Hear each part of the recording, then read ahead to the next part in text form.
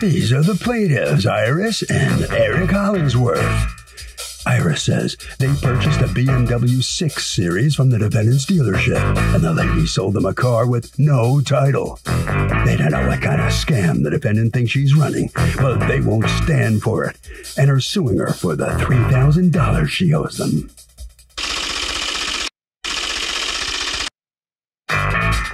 This is the defendant, MJ. She says she has no idea why she's being sued today, because she received the title from the DMV, sent it to the plaintiffs via FedEx, and Eric signed for it. She simply doesn't owe these people a thing. She's accused of a title, Tizzy.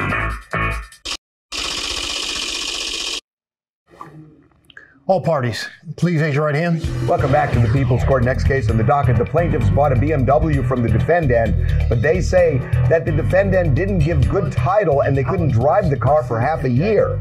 Now, the defendant says the DMV was closed for the pandemic. She eventually got them title, and they need to be a little more patient. It's the case of don't fall in love with a Beamer.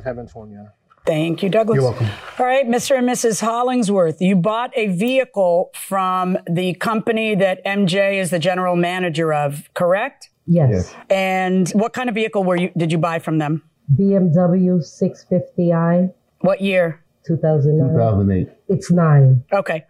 And how much money did you pay for it? What was the purchase price? I believe it was $15,540. Okay. So what went wrong that brings you to court today? Well, we never received the title. We've had the car since June, and we have not been able to register. And we continue to make insurance payments, monthly payments on the loan, and we have no title for it. You don't have a title today as we're sitting here? You don't have a title? Well, actually, they sent something after I filed the court case. They sent us what says certificate of title, which they filled out at the dealership. It never came through motor vehicles. What was it you got? Whose name is it titled in? It's on the front of the title. It says East Coast Auto Group. My name appears on the back of the title. Okay, what's going on, MJ? Okay, so Eric did purchase a car back in June of 2020. We had a title in-house and sent out in May. So at the time of the sale, you did not have title to the vehicle? We had the title. We had to send it out because it was a repo vehicle, so it had to be flipped back into East Coast. Okay. We got that title in May. They bought the car in June. Okay, hold on one second. So the title becomes, in the name East Coast, what month? So because motor vehicle was closed, we didn't get that back until 10/7. Wow. Okay. 2020. So what happens, stop a second, just hear out my question. So what happens in October, because we're in the middle of the pandemic. And so what happens in October is that they send you the title in your name. Correct. And then you fill out the back and give it to her so that she can register, to him, so that he can register it. Correct. Okay, so you don't register the car for him and get him the title in his name? He requested to do it himself at the time because he didn't want any further delay. And we can only do that if it's out of state. And it was out of state. It's Maryland. All right. So you were suing Mr. Hollingsworth for what? I realize you had to wait a long time for your title, but are you suggesting to me that you didn't have the use of your car during that time? Correct. Oh. I still don't drive it. It still has the temporary tags that expired. Okay, when I went to hold on one second. Why didn't you just up the temporary tag over and over, MJ? The governor issued an administrative order that people who purchased the car through the pandemic were extended until December 31st, 2020.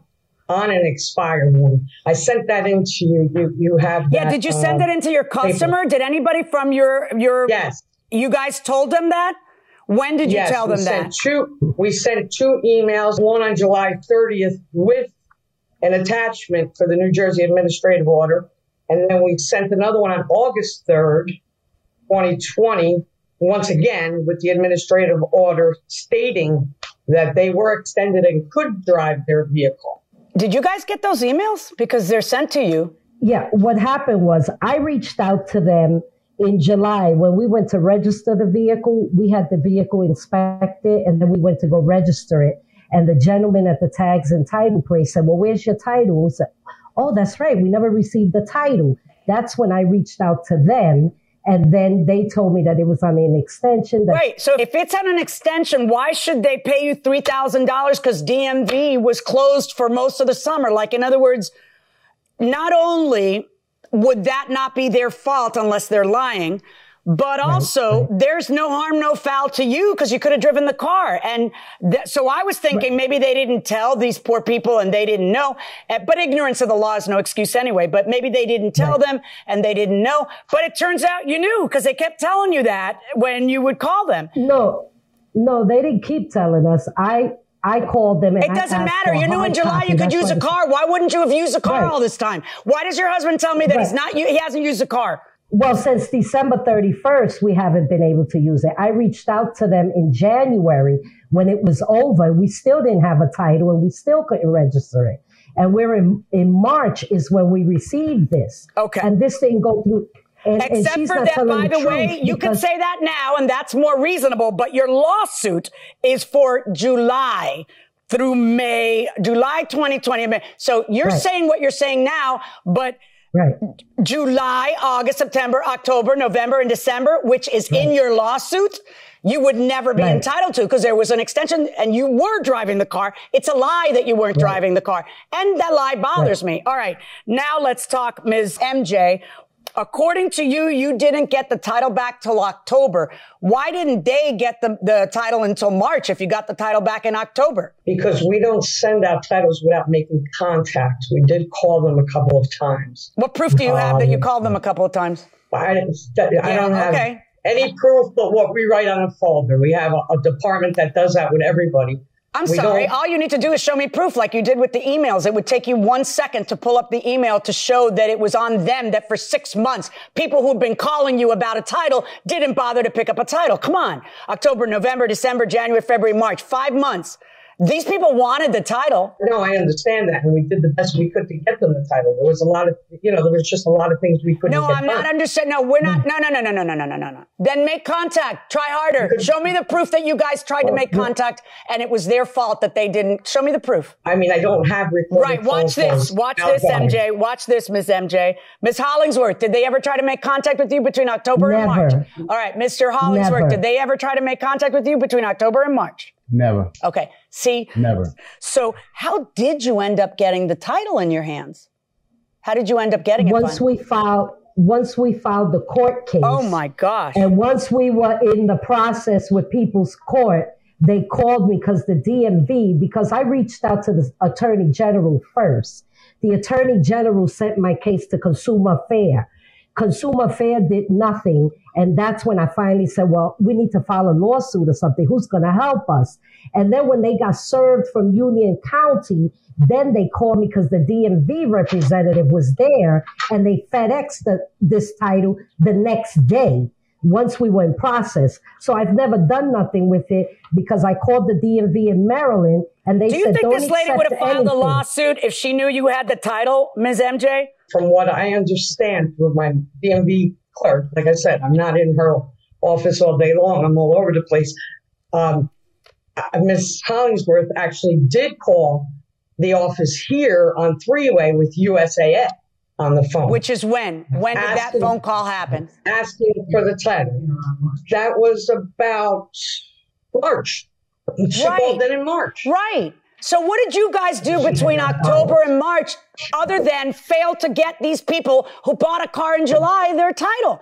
It's on you to get them the title. So the question is now, and I ask you again, Ms. Hollingsworth, other than lying to me and tell me you weren't driving the car, which I do not believe, how else are you hurt by the incompetence of the way the defendant's employee was handling it? Well, there's several ways, Your Honor, because first she said that we're supposed to do the paperwork. We are not. We filled out forms. Eric filled out forms at their dealership. They charged us $4.99 for documents. They're supposed to forward this to Maryland DMV, and the Maryland DMV is supposed to give us a title, not them fill it out like we bought it from Joe Schmo on the corner. It was a dealership.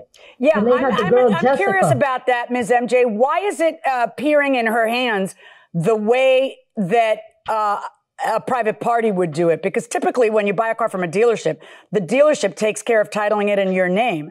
So you can reassign a title. I mean, a dealership can reassign a title. I know that it's legal. I know that it's legal, but aren't you guys? Right, did you charge like dealer prep and all that other stuff to her? No. Yes.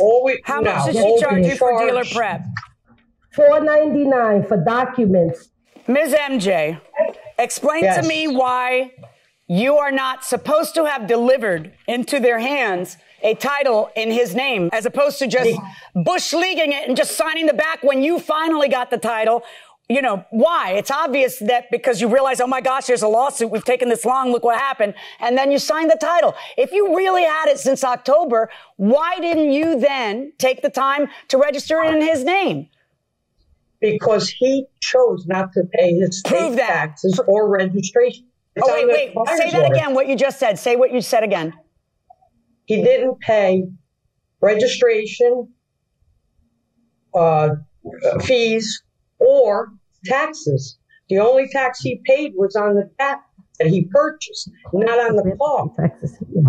His choice was to register his car in Maryland himself. So my responsibility is to get him a title. We got them the title reassigned to him. Just a moment. Was this being registered in New Jersey or in Maryland? In Maryland. Maryland. Okay, so where is she getting the stuff about Maryland then? It's obviously true that you wanted to register it in Maryland. Do you live in Maryland or do you live in New Jersey? From Maryland. You live in Maryland. We're done. We're done, everybody. We're done. Ms. MJ, I don't love the way you guys did business. I get it that you weren't able to get the title as fast as you wanted. I get that's why the executive order exists. I get that DMV was even less helpful than DMV can be. I get all that, but it's unforgivable that you guys had it from October to March. And then when you get sued is when someone bothers to send it to her. I do think that you've breached some duty of care to your clients in making them go through all this effort, a lawsuit just to get their title. You know, it's frustrating. The level, the measure of damages is not the amounts they're asking, but it's frustrating. I think you did violate some duty of care that you have to them. So, it's not going to be what's going to satisfy them, but based on all the trouble that they went through, I'm going to order you to return that dealer prep. So $500 verdict for the plaintiff. That's my judgment.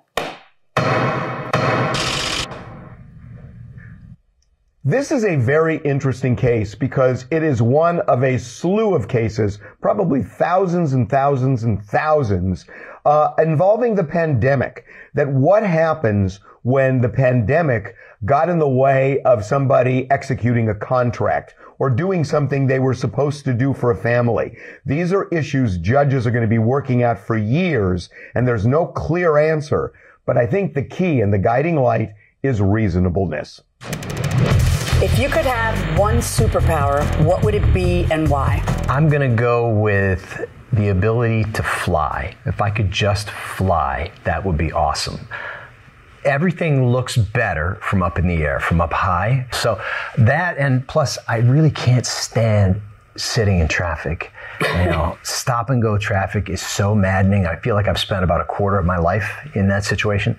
So yeah, if I could just fly, I'll take that one. You know what? I was going to say making myself invisible, but I don't want that. No, then people wouldn't know I'm there. Intrusive. They'll be talking bad about me in front of me. I want to fly. I want what you want. And the irony is I'm willing to go on a helicopter and I'm willing to paraglide or do other stuff, and you are... I don't like that stuff. Yeah. So long, farewell, aloha, and Auf Wiedersehen. We'll see you next time.